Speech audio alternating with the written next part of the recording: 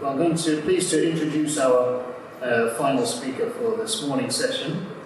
Lauriane Chalmin-Pui is an independent expert on the influence of gardens and gardening on human health and well-being.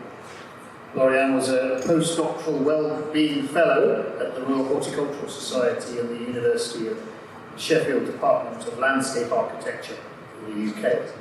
Lauriane holds a BA in Geography from the University of Cambridge, MSc in Environmental Policy and Regulation from the London School of Economics and Political Science, and a PhD in Landscape Architecture from the University of Sheffield. During her doctorate, she was also a visiting scholar to the Centre for Design and Health at the University of Virginia School of Architecture. I give you a warm welcome. Thank you very much.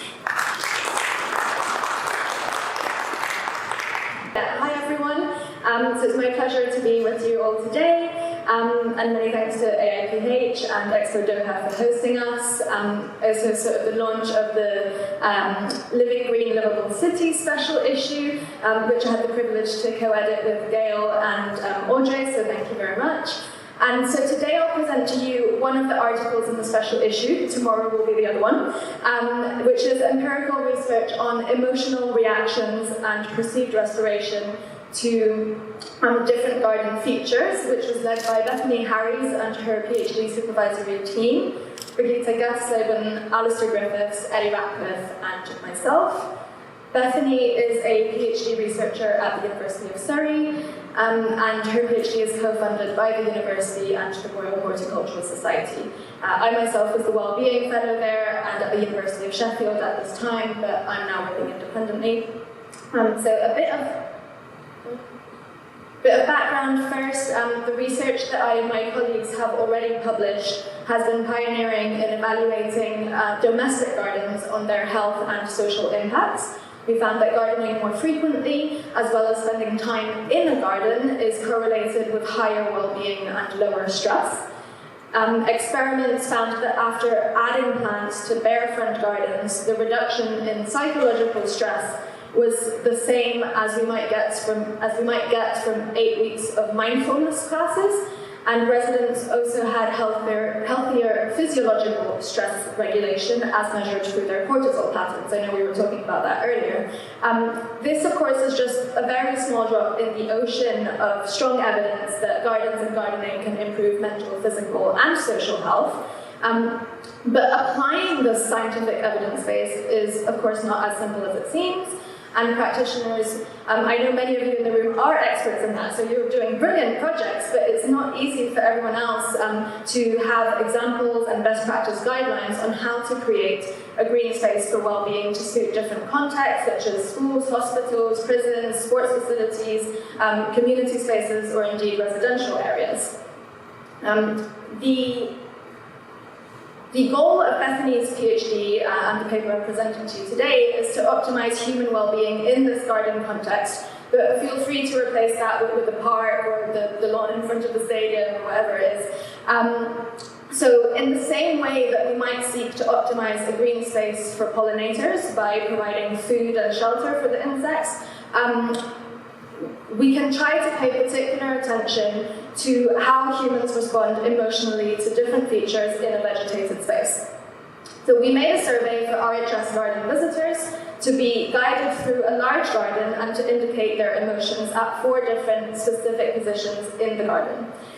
Statistical and content analysis of their answers allowed us to comment on the key design features that were linked to their emotional reactions and perceived restoration. So all of this evidence can be used to inform the design of the gardens that optimize for well-being outcomes. Just to show you where I'm going, this is one of the outputs. I'll go into more detail later. So how do gardens and green spaces improve our health and well-being? There are many different mechanisms, theories, and explanations for this.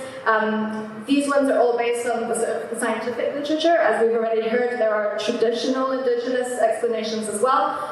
They're all basically scientifically demonstrated operationalizations that are mainly based on a key distinction of, in the red column over there, whether you're physically present in a garden, so being exposed to a garden, or a more active engagement. And then there are intertwined pathways that link the improved intermediary outcomes in green, and with the longer-term health outcomes in blue. Is it big enough for you to be able to read that? Okay, great. So gardening is associated with reduced symptoms of depression and higher life satisfaction, with feelings of joy, usually higher self-esteem, a fulfilled sense of personal identity, a meaningful sense of occupation, and creativity as well for many people. Gardening also helps to form positive habits around diet and physical exercise. Interestingly, green space also has a protective effect. So there is a consistent association between people who are exposed to green spaces during their childhood and a lower risk of developing psychiatric disorders later on in life, in adulthood and adolescence. In addition, another pathway is the exposure to microbial diversity through soil and vegetation that has been shown to improve immune system function through the higher diversity of skin and gut microbiota. As you may notice here in the blue column, the link to mortality, to morbidity, or disease incidence is still not yet fully developed, but I think it's just a question of time for us to have a better understanding of how our bodies and how our minds work together, as well as more epidemiological studies which are coming up. So in this presentation, I'll be focusing mostly on this bottom box here, so the psychological pathways and how our emotions and moods and sort of mindfulness, or it doesn't have to be the term mindfulness, but being in the present and relaxation, that would be what I'm focusing on here. And how we can have more insight into how individuals and communities react emotionally to these different aspects of cultivated green spaces. So the idea is that emotions are momentary states, instantaneous states, and they become building blocks of a general sense of well-being. So I'm not going to go into definitions of health and all of that, but generally that our instantaneous emotions constitute what then becomes our mental, social, and even physical health. Of course, one can feel very serene in one moment, and then you get some bad news, and then you suddenly fear, anxiety, or anger. So this can change quite quickly. When I saw the wrong title of my presentations, I had a little quick flash of, oh gosh, what's happening? But then I saw the next slide, and it was fine. So this is really quick feelings. I'm sure you've all had something like that before. So there are, of course, infinite ways of conceptualizing emotions, but we've used in this paper a circumplex model, which was initially proposed by James Russell in the 80s, and then it was further developed by Klaus Scherer, and it divides emotions into pleasant and unpleasant emotions along the x-axis. So high emotional control on the top along the y-axis, and low emotional control on the bottom. The diagonal axis, if you call it that, is about activation and arousal. So, for example, just the difference between sadness and anger, they're both unpleasant, so on the left-hand side for you. But anger has a much higher power and activation than sadness. And to show you how we then picked, in the paper itself, we didn't analyze all 20 of these emotions. For example, we picked 4, and the way we picked them was to try to find one in roughly each of the quadrants so that we could understand the different levels of pleasant or unpleasant and arousal or activation. And we asked each of our participants, I'll show you the garden scenes in a moment, whether they felt these 4 emotions or not.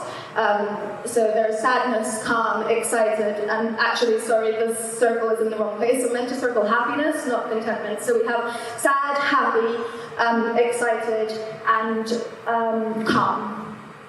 And before I do go go on to further the studies, I just wanted to highlight that all of these emotions are normal and are healthy, and while some may be extremely unpleasant, they are not negative emotions, and they're not pathological. It is normal for a human to experience this whole range of emotions. And even though we think we might always be like striving for happiness, actually we don't want to be feeling happy 100% of the time. We don't want to be feeling calm 100% of the time. Our idea of mental well-being is about this good emotional regulation and moving from one to another. So it becomes problematic if you can't move on. If you're sad for like 2 weeks, for a month, then that becomes a problem. But even if you are diagnosed with depression, for example, there will of course be moments of courage, of pride, of amusement, etc. And that's really important to acknowledge it, of course, but also to actually work with that. So you can create green spaces that take all of that into account. And that's why my vision of a well-being garden isn't just this idea about calmness and serenity, but also allowing for moments for like extreme excitement, for example. And encouraging us to just be with this whole range of emotions. Other outcome measures, so that there were those 4 emotions with 4 outcome measures, and then other outcome measures in our paper included a self-rating restoration scale, which is based on attention restoration theory, which basically measures how an environment is perceived to support an individual to recover from attentional fatigue. And then an open-ended question that asked people to specify the plants and features which prompted the emotional reaction they told us they had. All of our questionnaire data was collected at the RHS with the Wellbeing Garden in the UK, just southwest of London, and it is within a much wider garden in Wisley, which is a very popular visitor attraction. It's beautiful all year round, but we conducted the study at 2 time points. One in of spring-summer session and one in autumn-winter. The seasons were all completely messed up during this time, that's why I'm calling them spring-summer and autumn-winter. This well-being garden, so it was this area here. It was designed not as a well-being garden specifically, but designed as a living laboratory for this kind of research into how garden design impacts well-being outcomes. It was designed by Matt Keatley in collaboration with a neuroscientist, a historian, an environmental psychologist, and myself, in order to kind of set it up for this research to happen. I should also mention that the garden is looked after by a team, a very expert team, headed by Sheila Das and Heather Cook, and that's why it does actually look great all the time. So the maintenance problem is sorted. This is a drone image of the garden, and you can see that it's made up of multiples of horseshoe-shaped beds that are each designed to stimulate different senses and evoke various different emotional reactions. This is done, of course, with the use of planting, of colour, of scent, and different shapes and textures in the individual plants. The building that you see there is the Hilltop Home of Gardening Science, which is open to the public as an exhibition area. It also contains herbarium, offices, and horticultural laboratories.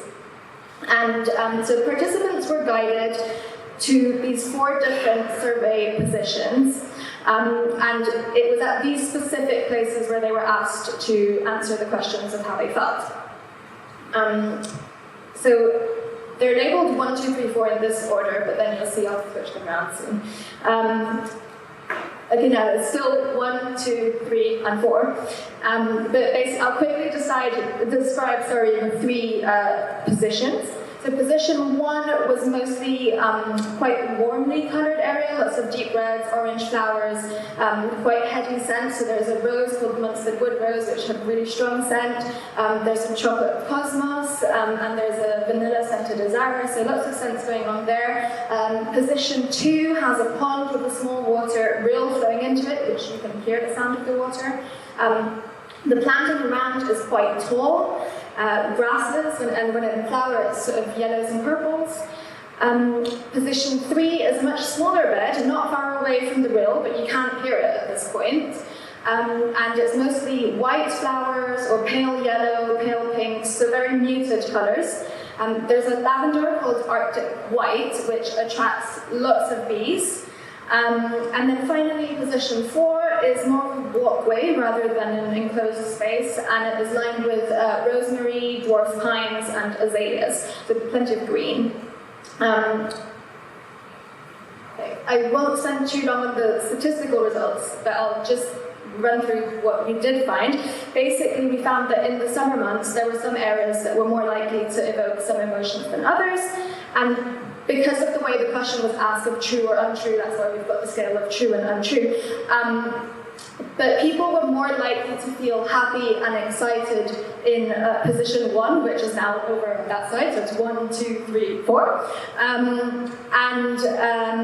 Because of the bright colours, and they were more likely to feel calm and higher perceived restoration in zones 2 and 3. But even with this lower level of arousal, this is why I made the distinction with sadness earlier, they didn't say that they were feeling sad, so they were not brought down to the point of feeling sad, so still in the zone of pleasant emotions, which is a good thing.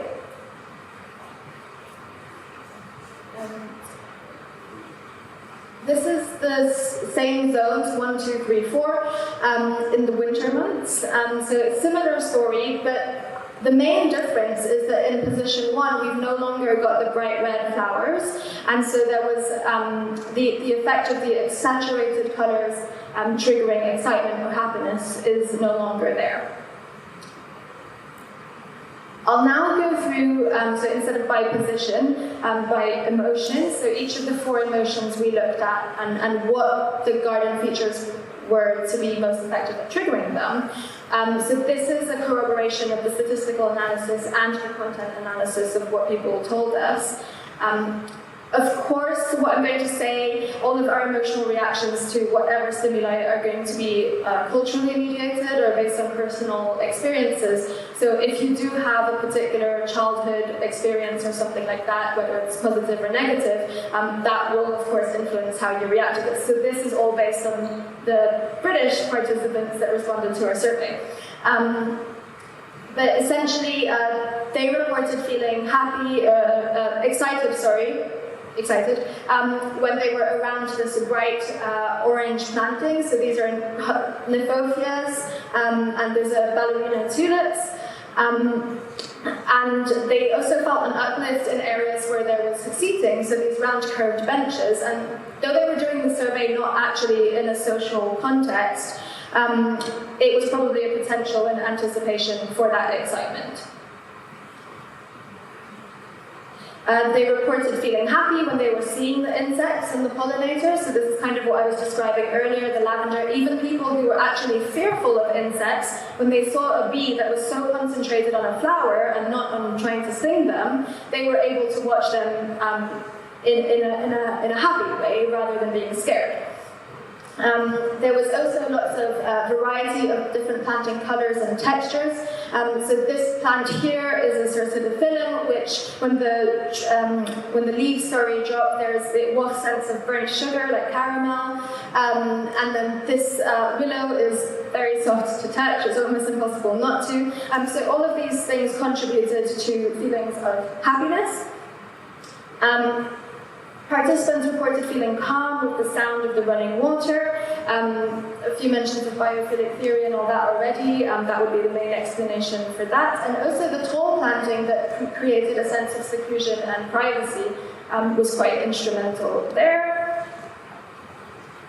In terms of the high perceived restoration, the Wisley Wellbeing Garden is very lucky in that it can borrow natural scenery from the wider garden around it, but even smaller spaces could try to make use of sort of framing whatever does lie beyond the garden. Actually, if you want a very good opportunity to visit the Wellbeing Garden, I've also been asked to mention that there is an upcoming ISHS Green Cities Conference in September, and it's still open for abstracts, so you have got time, and it will be hosted in that building that you saw on the map. So putting all of this together, it does create some practical advice, but it's still a bit all over the place. and probably not very easy to actually work with. So what we decided to do was to do, so this is a different article now, we wrote a systematic review on design recommendations to see what was already out there and then integrate it with some of the things I've just told you. So that's published. Of course, garden designers and landscape architects don't regularly read systematic reviews. So we also published a popular article that is freely available online. And we synthesize everything in there about how to optimize garden design for well-being. And it basically covers these 6 key features of diversifying planting, fostering serenity, creating distinctive spaces, encouraging exploration in terms of the multisensory aspects, but also walking around and maybe learning new things about plants, ensuring accessibility, and celebrating cultural significance. I really liked the idea of making the Qatari flag out of flowers that was mentioned earlier. I think that's something that, this is the kind of thing, it's like using plants to their advantage, where either you want them to bloom at a similar time so you can create a pattern, or you want them to bloom at different times so that you've always got a centre of interest in that one space, no matter when in the year you're coming. Or for scented plants as well, some plants will smell more in the morning versus in the evening, so you can cater for different times of day, for example. Of course, I mean, I've talked about the UK context, this can be applicable anywhere, but any any planting choices has to, of course, come with an initial appraisal of the garden space to understand the climatic, the ecological context, and of course, I'm taking this as a given that we're going to be planting sustainably, etc., right plant in the right place. Additional note, of course, regarding the public or community gardens is that the process of creating it should include aspects of co-design to meet stakeholder needs, etc., to therefore provide the best opportunities for engagement, for a sense of ownership and support, which is how you're just going to optimize the well-being benefits that the users can get from the garden. So this brings us back to my graphic, which is shown alongside that the article on the previous slide. So this is available, and this is a sort of one-pager to summarize everything that basically would allow us to reach that emotional range in one green space, from having, for example, one area of bright saturated colours, a different area of more muted pastel colours, some multisensory planting, some spaces both for seclusion and then spaces for social gathering, some spaces that are sheltered or shaded and some that are more open, to have natural sounds, to have wildlife and pollinator-friendly planting to encourage, like not only for the pollinators, but also to encourage human and non-human interactions, to include cultural artifacts and to make it locally relevant for the people who will be using the garden. Just to complete this image, but this is a story for another day, but we also created some design recommendations as a two-pronged approach where we take so the design from here and the process considerations to create an optimized community-led garden for well-being. Very briefly, so back to Bethany's PhD study, there are plenty of questions that do still remain unanswered and that we continue to explore, some of them within that same wellbeing garden in Wisley. Bethany is now working on how prompting mindful awareness of one's surrounding can act as an underlying mechanism between noticing the restorative features and then actually receiving those restoration outcomes. And then there's a question of the role of nature connection within that pathway. Either way, it is clear that gardens and green spaces can be created following evidence-based guidelines to promote well-being specifically, and that gardens can and should be used as valuable spaces for health promotion. Thank you very much.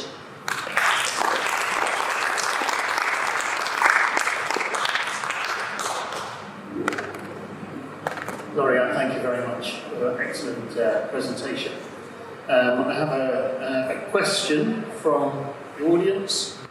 Earthan says, apart from the sensory and visual appeal of the plantation, does the garden also focus on the form of the space and its impact on well-being? So specifically, what is the the basis of creating these horseshoe-shaped pockets? Is there some significance in the form of the design?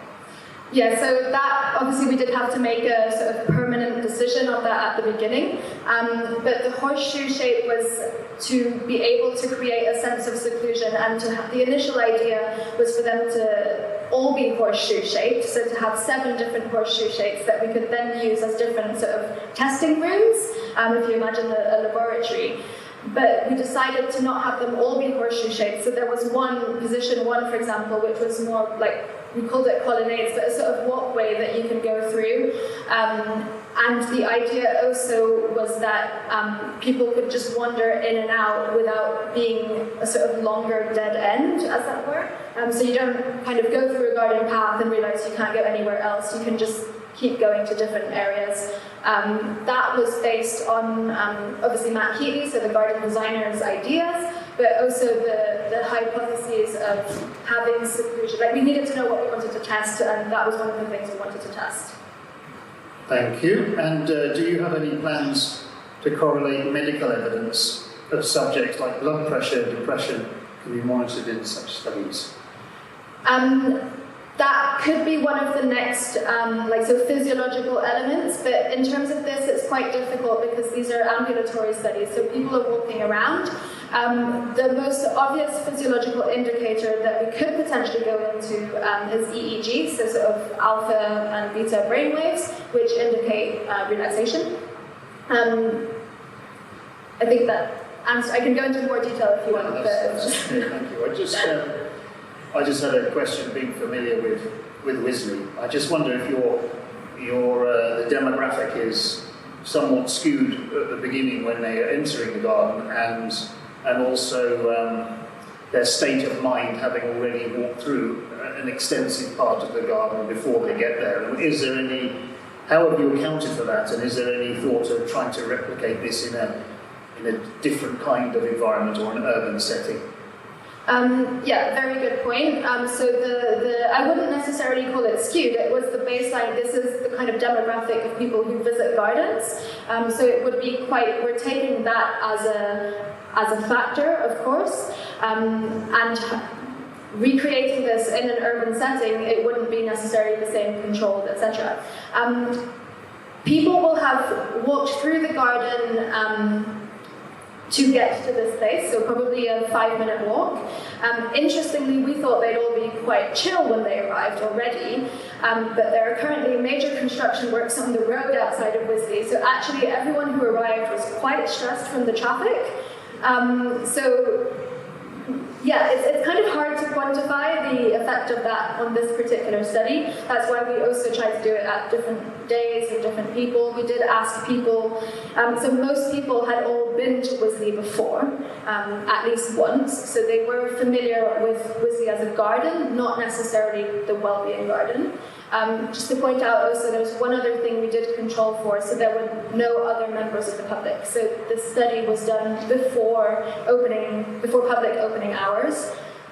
So it was actually quite quiet, and there were no children running around, for example, which some people will find annoying, and some people will really like to hear the sound of children playing in the garden. Okay, excellent. Thank you very much.